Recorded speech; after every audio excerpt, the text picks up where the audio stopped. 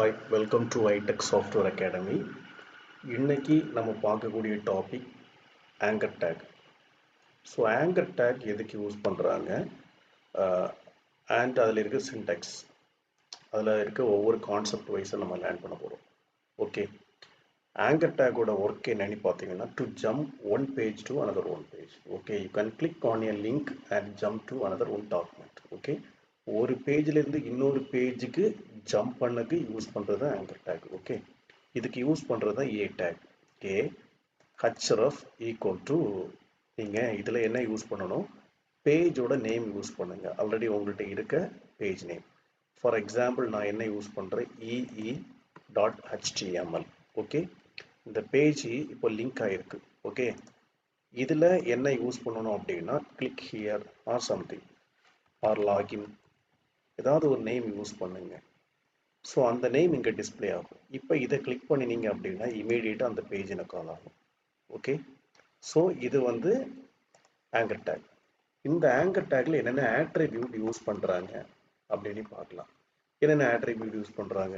So target equal to that attribute எப்படி use பண்ணணும் அப்படின்னா இதில் டார்கெட் அப்படின்னு ஒன்று கொடுத்துருக்காங்க பாருங்க. இதில் என்னென்ன டார்கெட் இருக்கு. First one blank.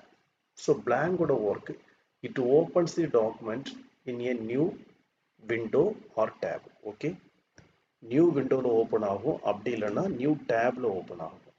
சரிங்களா, இதை நான் இப்போ கிளிக் பண்ணுறேன்னு வச்சுக்கோங்க. இது ஆக்சுவலாக வந்து எனக்கு ஒரு நியூ விண்டோவை தான் எனக்கு ஓப்பன் ஆகும். இல்லை நியூ டேப் தெரியுதா உங்களுக்கு, இல்லை பார்த்தீங்கன்னா தெரியும். இதை கிளிக் பண்ணால் எனக்கு நியூ டேபாக ஓப்பன் ஆகும்.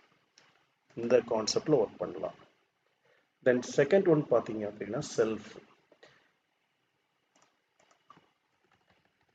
ஸோ செல்ஃபோட ஒர்க்கு பார்த்தீங்கன்னா it opens the document in the same window or tab. So இது ஆர்டினரி நீங்கள் யூஸ் பண்ணக்கூடிய ஒரு கான்செப்ட் தான். இதை கிளிக் பண்ணால் சேம் விண்டோவில் தான் அது ஆக்சுவலாக டிஸ்பிளே ஆகும். அதுக்காக யூஸ் பண்ணுறது self. The next one parent.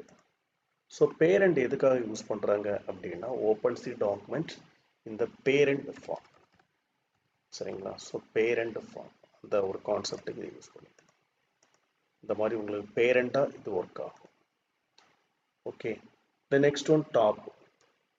It opens the document in the full body of the window.